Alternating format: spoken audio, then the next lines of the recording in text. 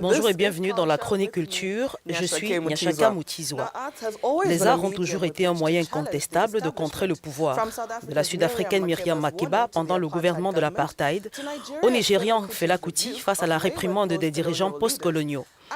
Les gouvernements africains menacés par cet élan essaient bien de les faire taire. En Ouganda, la popularité du musicien Bobi Wine parmi ses fans était suffisante pour le catapulter de roi du ghetto à législateur. Au Zimbabwe, les humoristes Samantha Gonyeti Kureya et Sharon Madji-Ishide ont été arrêtés et accusés d'avoir porté l'uniforme de la police de la République du Zimbabwe, ZRP. Gonyeti et Maggie sont bien connus pour leurs sketchs satiriques sur Bostop TV, un réseau de télévision en ligne.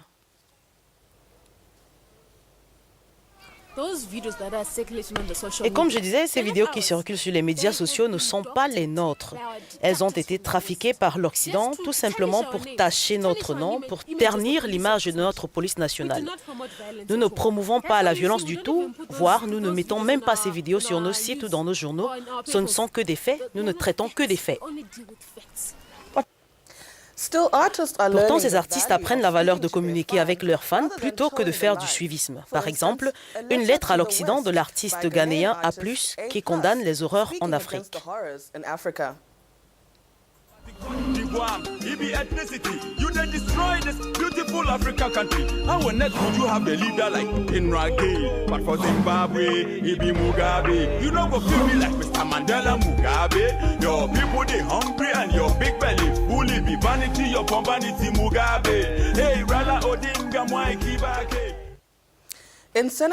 Au Sénégal, le mouvement de protestation dirigé par le groupe Y'en a marre, dirigé par les artistes hip-hop Kurgi. Pour le gouvernement, leur musique incarne la rébellion. Pour les gens, leurs paroles sont un appel urgent à la liberté. Thiat est l'un des membres du groupe à qui nous avons parlé. Merci beaucoup de nous rejoindre. Vous avez créé le mouvement Y'en a marre et vous utilisez la musique comme outil social contre les actes répréhensibles du gouvernement. Pourquoi pensez-vous que la musique est l'instrument qui va changer cela? Effectivement, bien sûr. On l'a constaté déjà au Sénégal avec l'avènement du mouvement Y'en a marre que nous avons créé.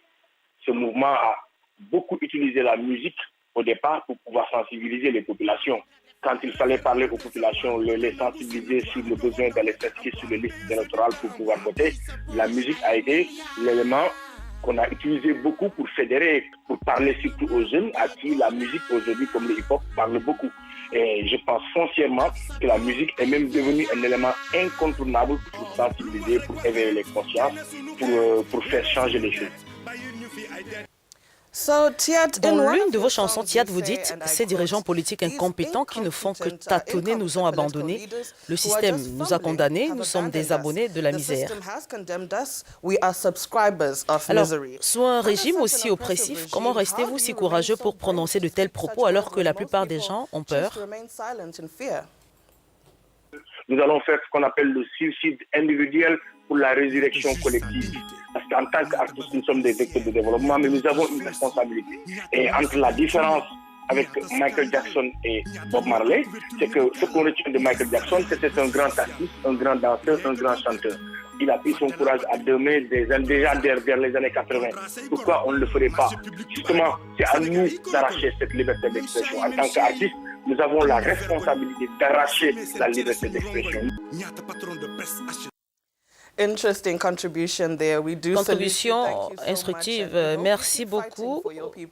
On espère que le combat va continuer. C'était Thiat, un des musiciens militants et membres du duo de hip-hop sénégalais Kurgi. À présent, on a Romuald Hazoumé du Bénin qui transforme le matériau le plus simple en un mégaphone diffusant des messages importants sur la vie en Afrique.